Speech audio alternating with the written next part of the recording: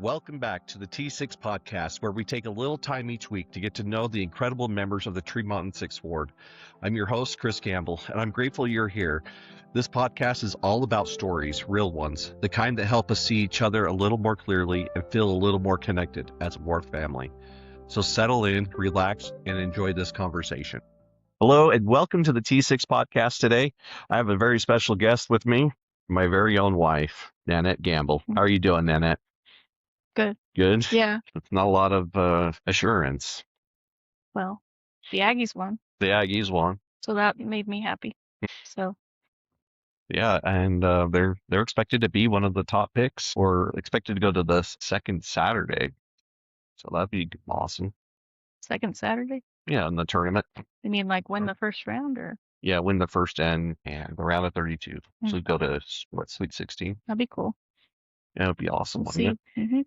So, well, Nanette, tell us a little bit about yourself. Where did you grow up? Tell us about your family. Okay. Those kind of things. Stuff you already know, but they don't know. Okay, I grew up in Smithville and went to Skyview. Go Bobcats. Yep. Even, I mean, when they're playing Bear River, I guess I cheer for both in a way. I don't know. But You still want your team to win. yeah, I don't know. I don't know. I don't really watch when they play each other very much. So. And I'm the oldest of 6 kids. So I have 2 sisters and 3 brothers. So that's cool. Growing up, I liked being the oldest. Why? I don't know. I got certain things I got to do first. Like when I got to drive, I was so excited and I got to do that first. And I don't know. Now that I'm older, though, it would be nice to be younger, because then I wouldn't be 40 while my youngest brother's only 32. So now it's not as cool to be the oldest, but Right. it's still good. So how would you describe your childhood? It was good. Happy, and overall 2 loving, wonderful parents, and good times with my siblings and cousins that live close, and friends. And we would go on vacations fairly often. A lot of times it was a road trip to somewhere, but made it so visited quite a few states when I was a kid. So That's awesome. that was fun. Yeah. Let's make it very awkward right now. Tell us about your first boyfriend. Just kidding. No, we're not going there. Having known Nanette for a long time, I can kind of just make this as awkward as possible. I hope not. Then I can start telling people stuff about you. No. Stuff okay. I know about you that other people don't. Okay, know. We'll zip it then. I guess we better both be careful. We'll behave ourselves. Okay, got it. So tell everyone how we met. We met on a blind date. A blind date? Yeah. Oh yeah, it was blind. Yeah. I think it was like the 5th blind date I'd gone on. Just, I don't know. It was a lot of times my cousins were setting me up. But this one was your friend who's married to my cousin. They set us up, and that's how we got together. And what were your first thoughts? I just remember I drove. We went down to Salt Lake. We went to the spaghetti factory, and I drove. And it was like a triple date. It was 3 couples with 2 of my cousins and their dates. And I think one of the first things I remember is just asking you where you work, and you told me you were unemployed. I'm like, okay. And then you followed it up by saying, but I'm starting a new job next week or something for the government. So that's good. Yeah, who's this unemployed, potentially homeless dude that I got set up with? So yeah. Awesome. And what do you think led us to getting married? We like each other. I don't know. We would have fun with each other. I remember at first, like the first date was fun, and then the second day we just were at that fireside together. Yeah, well, who was that? Jericho Road. Yeah, Jericho We Road. sat on the stage, like in the gym, because there was There's no more a seating. lot of people there. Yeah. Yeah. But that was cool. And then I don't know, was it the third date we went bowling, or was that a No, our third date was to the jazz game, oh, okay. I think. I was thinking bowling first. And that's I think whenever it was, that's when I found out that you were a really good bowler and I'm not a good bowler. And I remember feeling kind of awkward at first. Like I don't I I don't know how to be myself, you know. I don't know why. I just felt kind of weird. And then all of a sudden, you know, I just told myself just loosen up and have fun. And so then I just started goofing off and then I had a lot of fun. So I don't that's one thing I remember.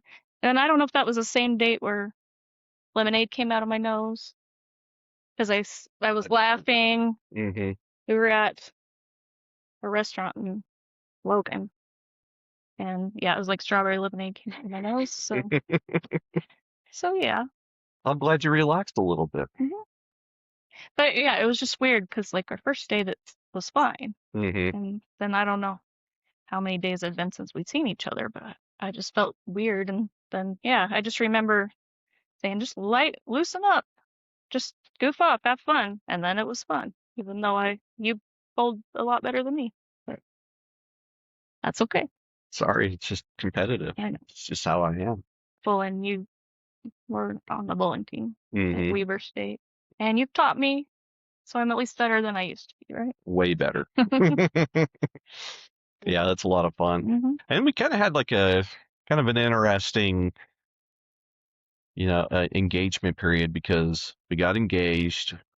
We, both had like birthdays right away, hmm and I was terrible at gifts I gave and stuff like that. And then my birthday came around, and then you got sick, Yeah. and that was kind of Yeah, well, I think you may have been a little bit sick beforehand, but it mostly started in the June, maybe beginning of July. So I remember laying on an air mattress or some kind of mattress out on the lawn watching fireworks on the 4th of July because I was so sick. So I know it was at least by the 4th of July. But right, yeah, you had that pancreatitis. yeah, before that, like I I went to the hospital. Well, I remember going a couple times just to get fluids 'cause I was so dehydrated. And then another time I stayed for like 3 days or something. They thought I had colitis or something. Couldn't really quite figure out what was going on. And then it was like I was kind of feeling better for a while. Except for like if it was really hot or I was riding in a car, then I'd get really sick. And even on our wedding day, um, I felt pretty good except for when I was in a car. I just was nauseated. Then we went on our honeymoon to Vegas. Mm-hmm.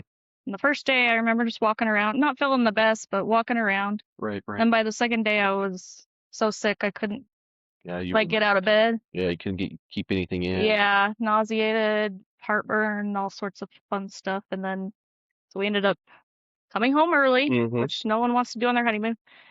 And I had an endoscopy and they said they couldn't find it. Like everything looked fine. And so I go home or I like was at my parents' house, laying in the bed. And then they called me and said, you need to come to the hospital right away because your pancreatic enzymes are super high. You have pancreatitis. So anyways, we had the rest of our honeymoon and we'd always say the luxurious Logan Regional Hospital. And one good thing is it was the Olympics were on. So I remember watching the Olympics. I couldn't eat or drink anything for like 5 days. I had at least had fluids going into my body, so I wasn't dehydrated. And you would eat in front of me. Well, I was hungry. And so that was kind of miserable. No. But then they gave me good painkillers. And I just remember I would watch the clock because every 4 hours I think I got to take them. And it made me feel so good. And I would just talk and talk and talk. I was just so happy. So I guess that was the one good thing about the hospital. And then when I was able to eat, or I was able to have broth finally, like on day 5, and I was so excited. And then they bring it to me and it was beef broth, and I'm like, gross, I wanted chicken broth. So anyways, they're just some of the little things I remember. And then following that, they said my pancreatitis was probably caused by a gallstone from my gallbladder, so they decided I should get my gallbladder out. So a little over a month after we got married, I had my gallbladder out. And so that was the start of our marriage. Yeah. Kind of a rough start. Definitely not really a real honeymoon experience, was it? Mm-mm. And maybe that's just fairy tale. I remember being squished in the bed too, because you would lay next to me in the bed, and it's just like a twin size bed. And Sorry. oh, it was okay. You were hanging out with me. Yeah, that was a kind of a crazy time. Can't believe it's already been like, what, 22 years? Almost. Well, 21 and a half. 21 and a half. Yeah. It's been that long. It's gone fast, but then I look back at all the stuff that's happened, and I'm like, a lot has happened, but it has gone way super fast. Share with everyone about our kids. How many kids do we got? Trick question. Oh, because you're number 5. And then, so yeah, we have 4 boys and 2 dogs that sometimes need more care than they should. Yeah, most people, well, you see us at church, you probably know we have 4 boys, but they're getting older now, so we're not always together. Sometimes it'll just be a couple at church. So we've got Ethan. He's 19, almost 20, which is, it's crazy. It was crazy just having an adult child. Now we have 2, and now he's almost 20, so 2 decades.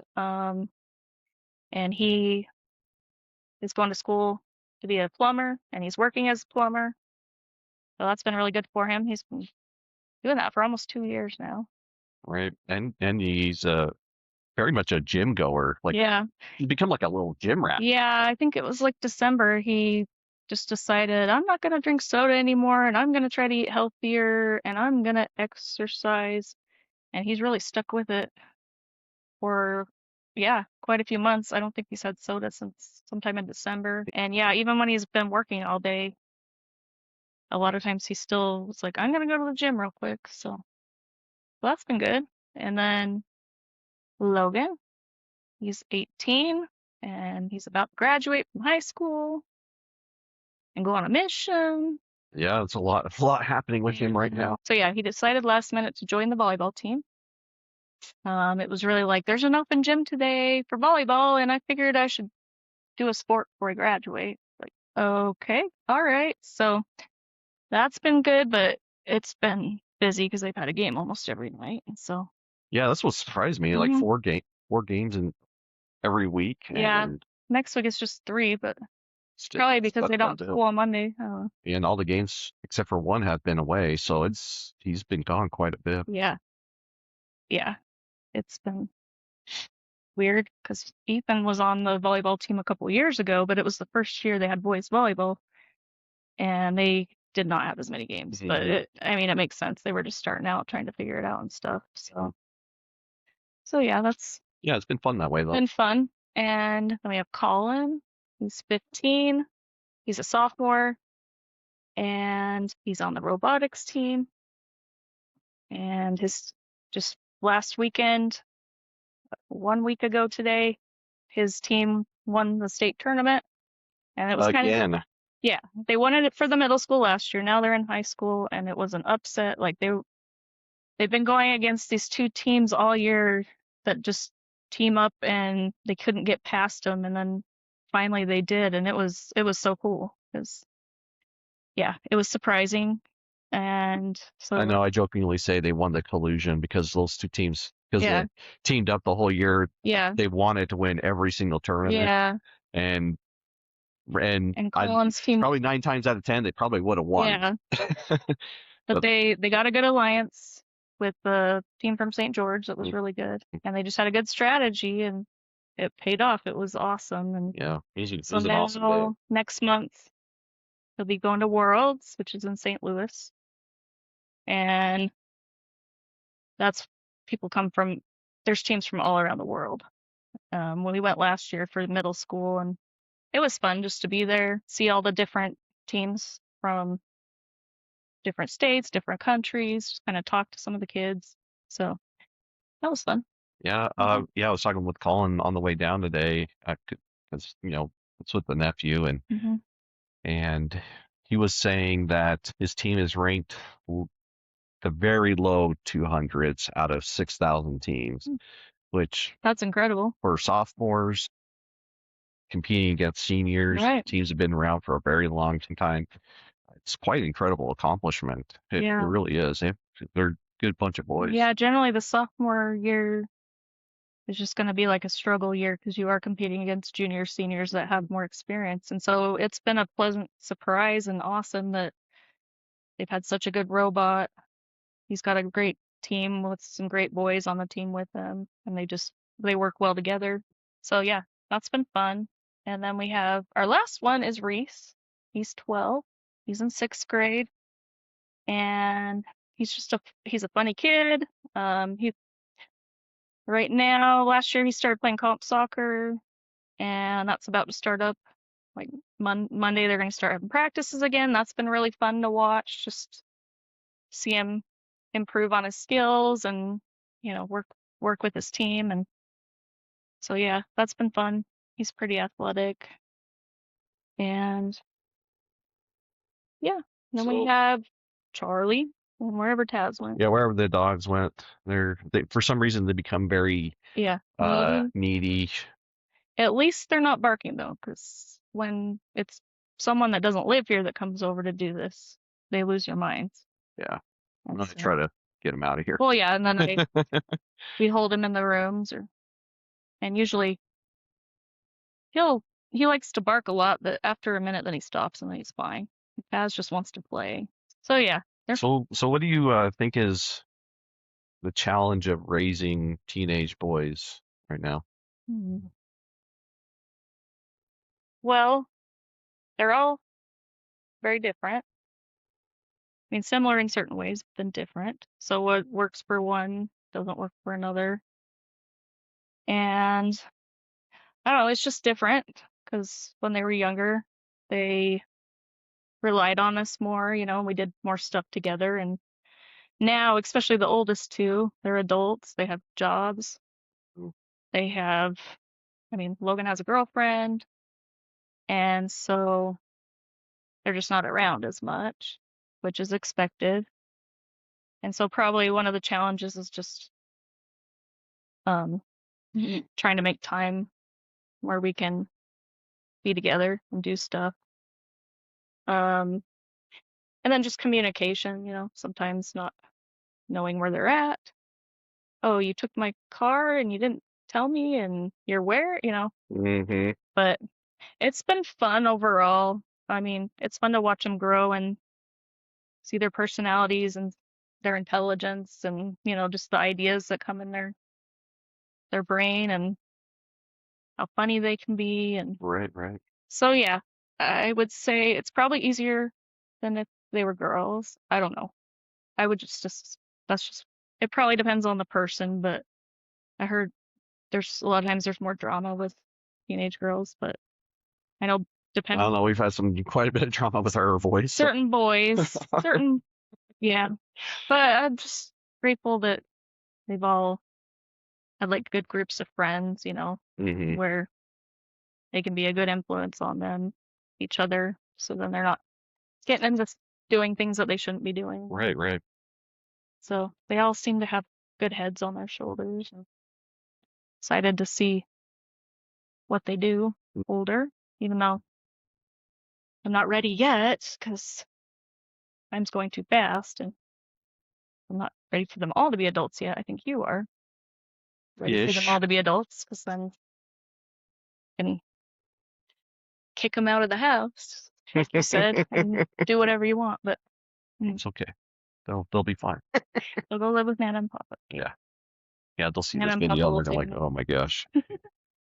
But yeah, I think like two things come to my mind in general, like the amount of time that is taken to like be everywhere and try to know everything that's going on it's very burdensome. Mhm. Uh, whether it was like basketball games or soccer games, or now it's like work schedules and games and school and everything else that Yeah, comes along. It's been everything that real is challenging going to on. like you said, kind of communicate like where everyone's at, Mhm. including ourselves, and Right. where everyone should be at certain times. Mhm. Then the weird thing that kind of just really struck me as like I am actually middle aged now Mhm. is when Ethan graduated, I was just totally perplexed by by the fact that I have an 18-year-old kid, well, about to be 18-year-old kid Mhm. at the time, and he's graduating. Mhm. It just I couldn't fathom it Where did very the well. time go? Yeah. And when we moved here, we've been here for almost 7 years now. Hmm. It's gone so fast, but he was just going into 8th grade. Right. So he was still, he was 13, still fairly young. And now he's almost 20. I mean, obviously that was 7 years ago. And so it makes sense that he'd be 20 now. And Reese was just about, when we moved here, he was going into kindergarten. Now Hmm. he's in 6th grade. And so it's just gone Hmm. so fast. It's crazy. And I mean, as they get older, it gets harder too because they want more expensive things. And they think, Mom, I need to send this Venmo me some money, or Mom, I want to buy this. So, but it's been nice with like Ethan. He got a job, he makes good money, he just buys whatever he wants. And Logan, once he started working at Maverick, making pretty good money. And so then that's been kind of nice because there's been less of that burden. It's just nice to, So they pay for their fun, yeah, they're some earning of their some booze. money. And Yeah. but then it's still, even though Ethan has a job and he's working towards his career, he's still home, still living at home, which is nice. Where he needs to be. No, it's nice because we still get to see him every day, Hmm. and it gives him some time to just save as much money as he can to set himself up for later when he decides to live, buy a place or live somewhere else. So, Yeah, yeah, it'll be exciting to see what happens with them. mhm. Um, Kind of switch gears a little bit on you. So I've asked a lot of the couples, like what's their dream vacation? Mhm. What's your dream vacation? Hmm. Well, there's like so many places I want to go. Like every place that doesn't involve big spiders. So like I would have a hard time with parts of a lot of South America because there's jungle everywhere, rainforests. Hmm. I don't think I could handle that, but it doesn't mean I don't want to go to some of those countries. But I've always been more of stuff like Europe. I really like history and the architecture, all the cathedrals and old buildings, and so, but probably more Europe, more countries. And I've always wanted to go to Israel. Hmm. And I know it seems like it's never a good time, especially the last many years. They've always had stuff going on there, but it seems like it's more dangerous. I don't know. But it would be so cool to go there and maybe a couple of the other countries kind of follow where Jesus, you know, Hmm. where he did his ministry, where he was born, Yeah, into absolutely. Jerusalem. And I think that'd be a really cool Oh, experience. I And completely agree. See hoping, Mount Sinai, go to yeah. the Via Dolorosa, or uh, there's a couple of places that might be considered the tomb of Christ, Mhm. and there's Yeah. a hill that may or may not be where he was Mhm. crucified or whatever, but they'll at least like visually see where he Mhm. could have been. I think that'd be awesome Yeah, for I just sure.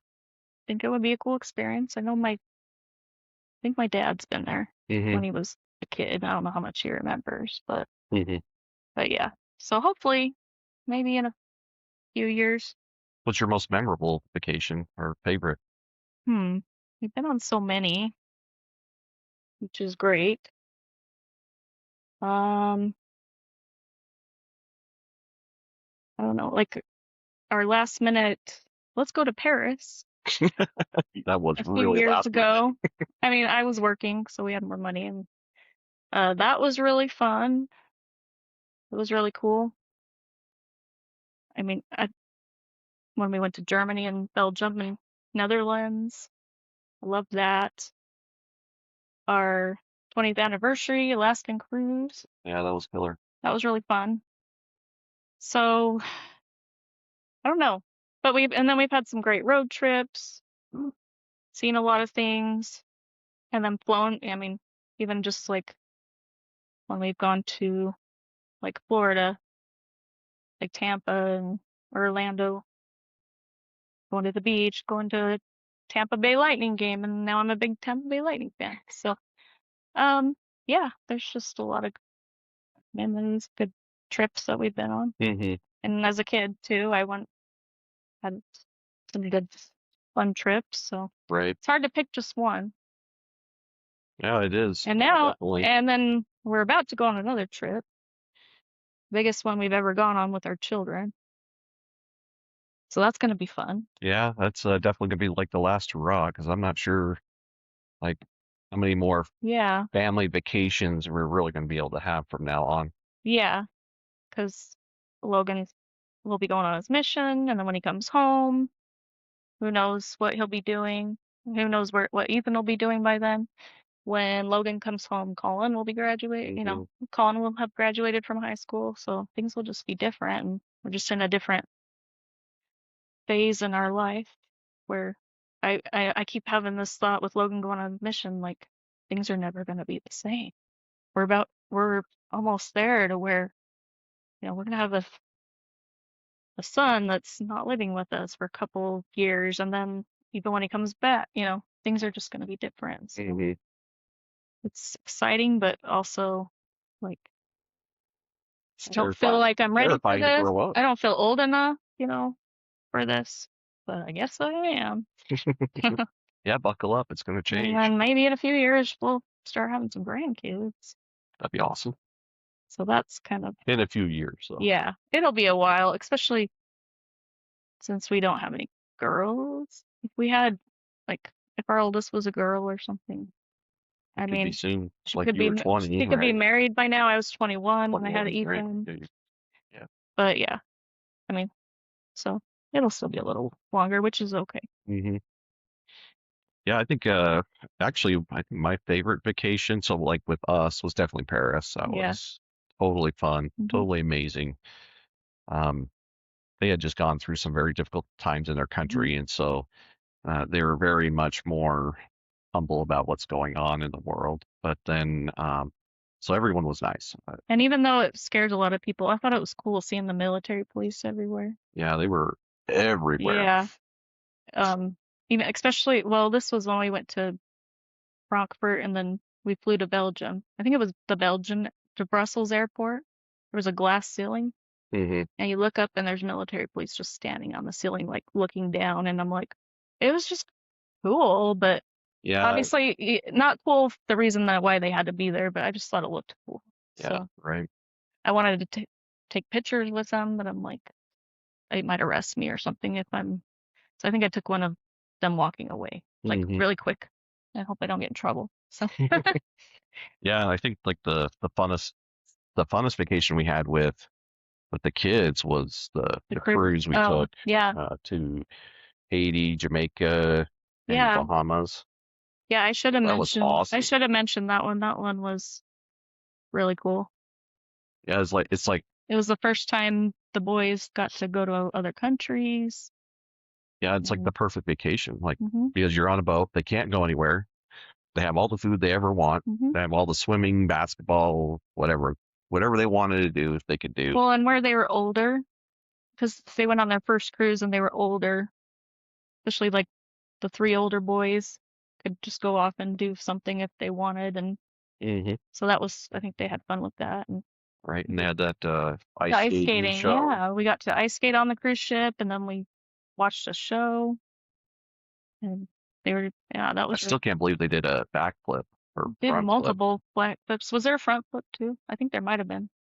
Maybe it was a backflip. There was more than one backflip, but that was insane. I couldn't believe it. Yeah. But that was probably my favorite vacation with the whole family. Yeah, there's plenty of them. Don't get me wrong. Right. But that one sticks out. Well, they're just older because we've been on a lot when they were younger too, and it was just different, because you're taking care of toddlers or Mhm. little kids that struggle being in the car for too long. I mean, even when they're older, they still struggle. But Right. yeah, but now they're older, we can do more adult type stuff with them, or I don't know, Right. just or they can kind of do their own thing too. So Yeah. Let's kind of change it up just a little bit, kind of go maybe a little bit more deeper. What do you think, or what would you be willing to share has been one of the great challenges in your life, and how has that impacted you? I would say the biggest challenge has been just struggling with my mental health Mm-hmm. issues. I've had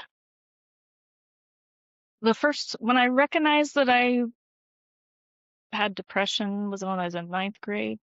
And I just remember like I went to school because I wanted to get good grades. I cared about it. But then I would just come home and go right in my room and just like cry. I just felt so weird. I don't know. I just felt like I couldn't be myself and I was just really sad. And then my room was my sanctuary, like where I could just not worry, and that's around when I started getting bad acne too. And so then I was so self-conscious about how I looked. And so I could go in my room, shut the door, Mm-hmm. read a book, do different things, and just be able to relax and not be so like, anyways. So yeah, that's when I first noticed it. So struggling with that, I mean, and I've always had a good amount of anxiety too. Part of it, I think, as a kid, I wanted, I was a perfectionist and I didn't want anyone to think anything bad about me. And so I had to Mm-hmm. try so hard to be perfect, and so then that causes a lot of anxiety. Um, and so, yeah, so just different stages, parts of life, I've struggled with it, and sometimes I've done better and sometimes I've done worse. Um, and then just it's been about 8 years when I kind of self-diagnosed myself with ADHD. Um, and it was because I was, working in HR at um a place, and Mm-hmm. I was moving up, and I was having to do a lot of more manager type stuff. Well, employee relations and stuff that wasn't black and white. I'm so good at data entry and organizing stuff because I can I can do it uh really good, and I'm really good at like attention to detail. But then when it would come to stuff that's kind of gray, I would struggle, especially because I'm like I just like to be everybody's friend in a way, talk to them. And so they're coming to me, and there's this issue, they did something wrong, and they're telling me their side, and I'm just like agreeing with them. And then I'm like, wait, I have to be neutral. Anyways, I was just really struggling with time management and all these things. And I'm like, I don't know what's wrong with me. And so one night I was looking on Amazon for like time management books, and I found one that dealt with ADHD, and it showed all these symptoms, and I'm like, that's me. And so it was kind of a relief. I'm like, I just had an epiphany. And so I remember going to my therapist, psychiatrist, saying, I think I have ADHD. And my therapist was like, no, you would have been diagnosed by now. You would have known. And so then I just laid it all out, all the stuff that was going on. And he's like, you have ADHD. And I never thought I did because I was a straight A student. Um, and I thought ADHD, it's the kids that misbehave, can't hold still. Mm-hmm.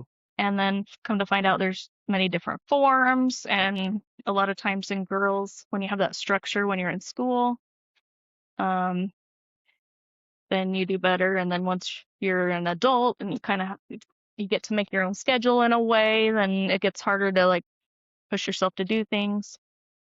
So anyways, so that was nice to find out, but then also it's been a challenge too, because then I struggle to figure out, is this a normal problem that normal people have? And I say normal, and I know, everyone has stuff they struggle with. And Mm-hmm. so it doesn't really make sense when I say normal people, because I feel like in a lot of ways I'm normal, but Yeah, it's just been struggle sometimes to say, am I struggling with this because of the ADHD or is this normal?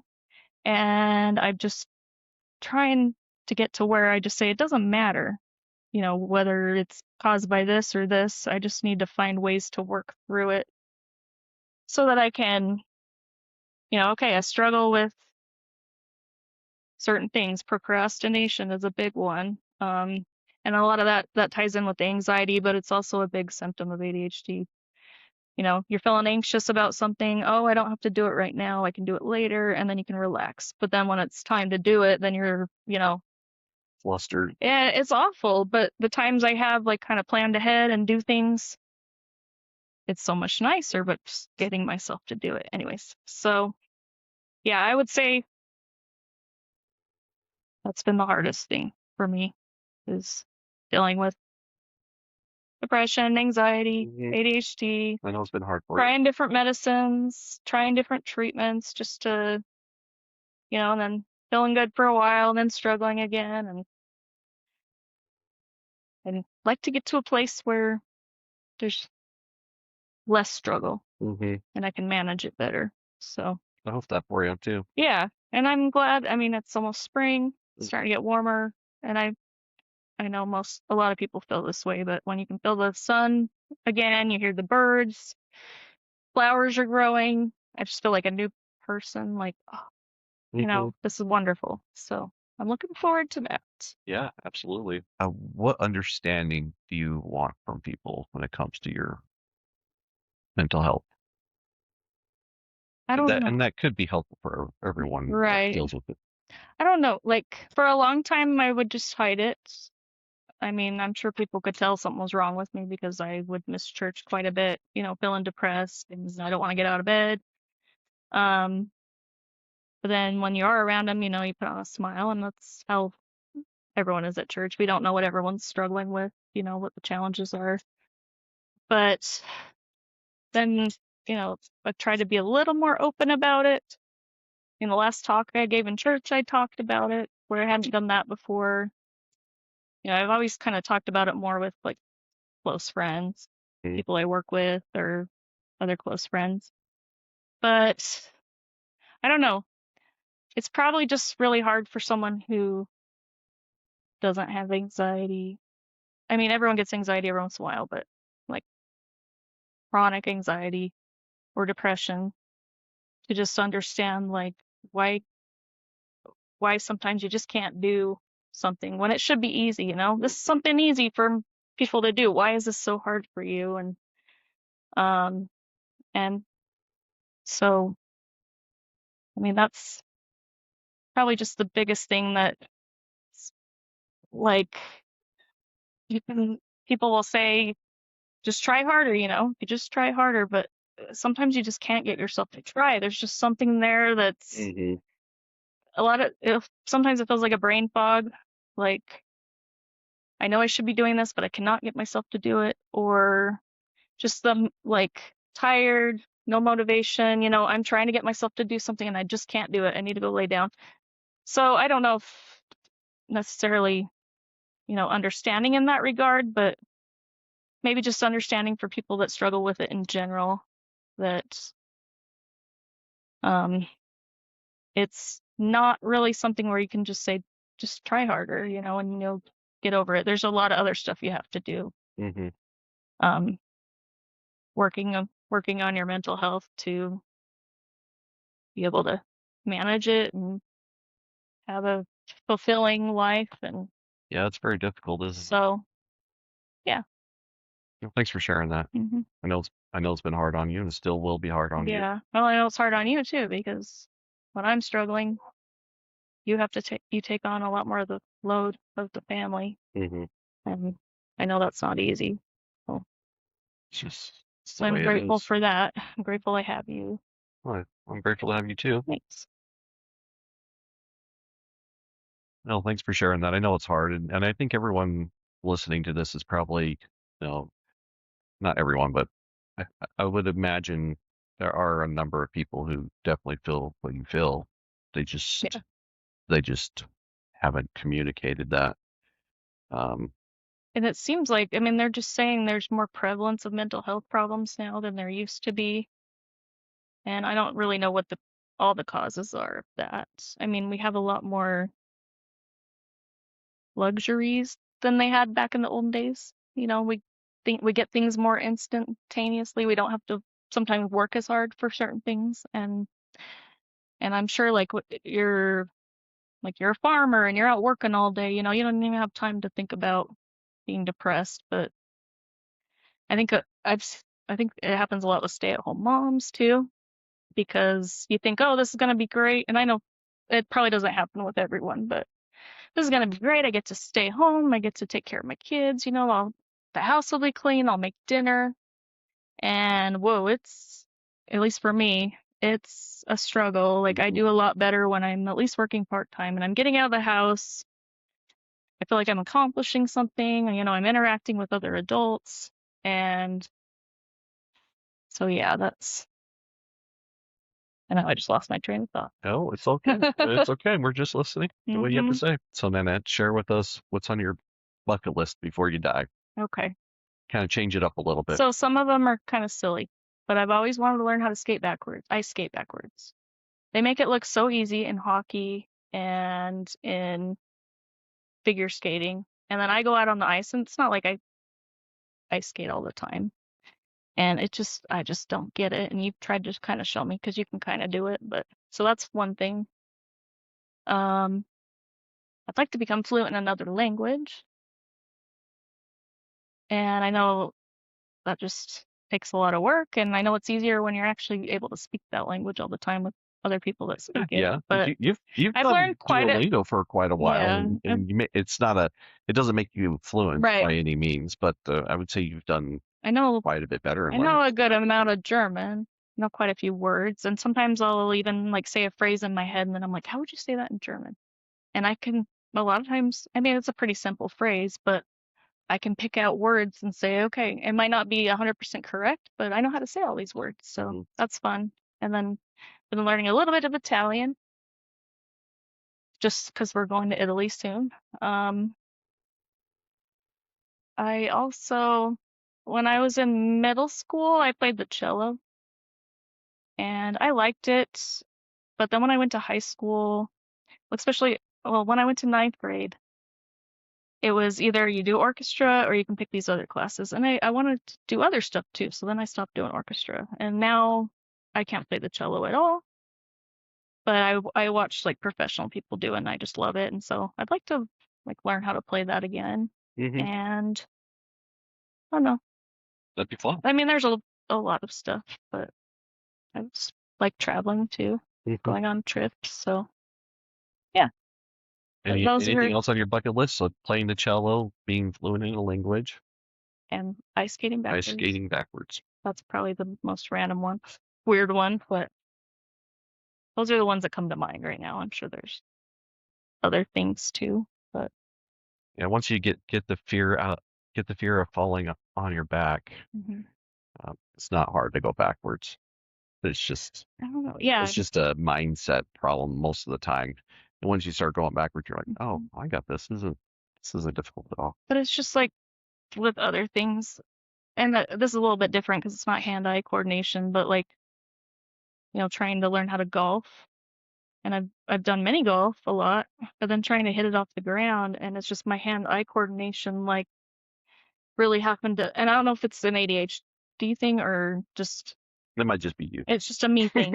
It probably is, but yeah, I just like I've got to focus and like, you know, I've got to do 5 different things to try to get it off the ground. And then same with like when Ethan was playing volleyball, he learned how to serve overhand. So he's trying to show me, and I could not, you know, I've tried a few times in my life and I just can't do it. And I'm like, I'm fairly athletic, you know, like I like sports and I do okay with them. I mean, it's not like I play them all the time, but yeah, those are just a couple of things that I not do. So, well, a couple of things. So regarding going backwards, the way I learned was kind of by accident.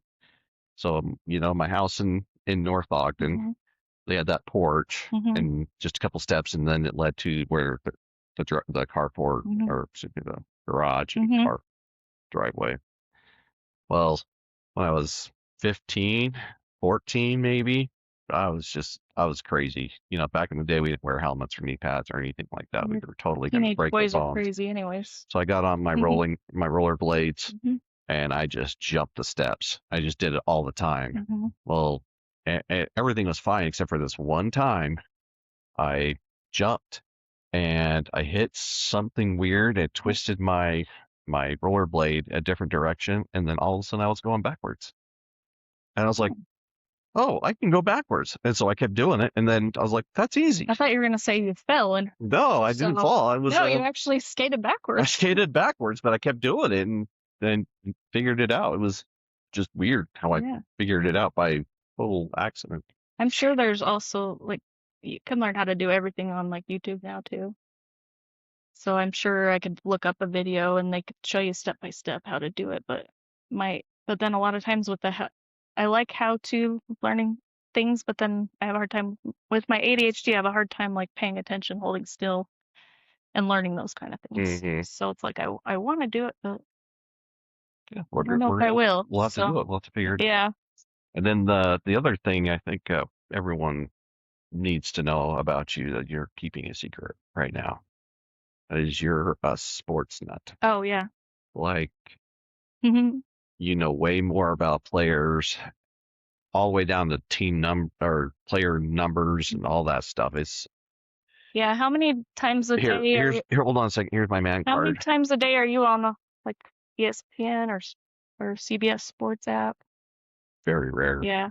Eh, If any of my teams are playing or there's certain tournaments going on, I'm like on there all the time checking all the stats, and Mm-hmm. it's just interesting to me, and yeah, it's fun. Like we'll go hang out with some people and some of the guys are talking about NFL or other sports, and I can just jump right in and say, "Oh yeah, this player, this player."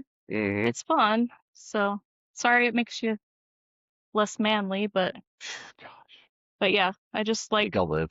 I like watching sports. I like following my sports teams and going to I used games to when I try to can. keep up with you, by the way, Yeah. and then I realized, why do I need to keep up? I So just bring you along. even when I was a kid, we were, we were big Utah Jazz fans. That was the main sport, plus the Aggies. Right, right.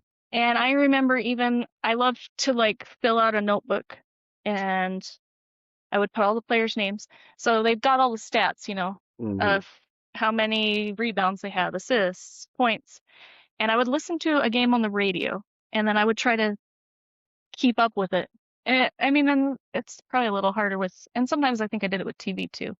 I don't know if I was able to do like assists because you can't always tell on the radio or rebounds, but at least points. And I even did this with baseball once, and I was not a baseball fan growing up. I like going to baseball games, but it's kind of boring on TV unless it's like the World Series.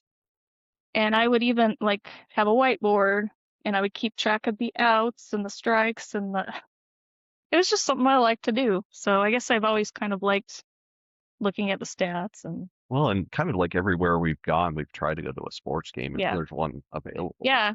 It's a baseball Baseball or game. hockey or whatever, because we just don't have it. Might as well go Yeah. experience it. Yeah, we've been to a few NFL games now too. And so yeah, that's been fun. Yeah, it's been awesome. Hmm. Um, kind of a conclusory question I like to ask everyone, and what is something that you hope people know about you,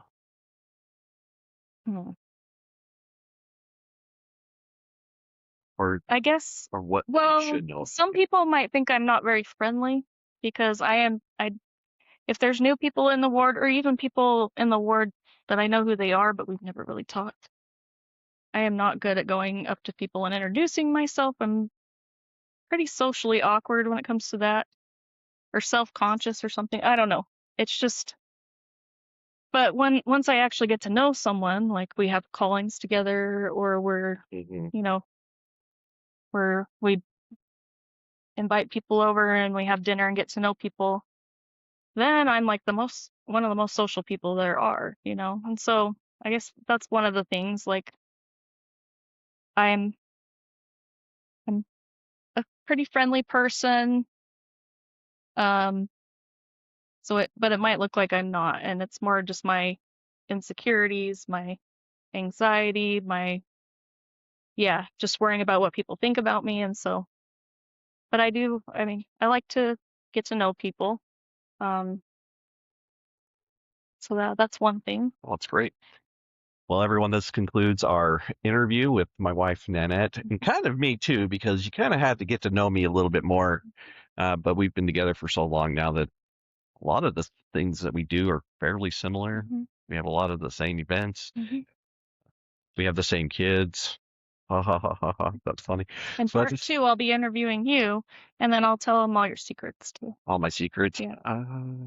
They are juicy, but I'm not sure if they're juicy. Most of them revolve around fishing. Your love of fishing. Oh yeah, definitely. A lot of people already know that you love fishing, so to say the least. Anyway, please at church get to know Nanette. Come up to her, talk to her, say hello. She is very friendly. She will talk your ear off if she lets you. And but also she's warm and caring and loves to help wherever she can. So like I said, please just get to know her a little bit better, and thank you for watching today. Bye. Thank you for watching this interview today. Our ward has amazing people. Please be sure to subscribe to this channel and show some love to our guests by liking and commenting on the video.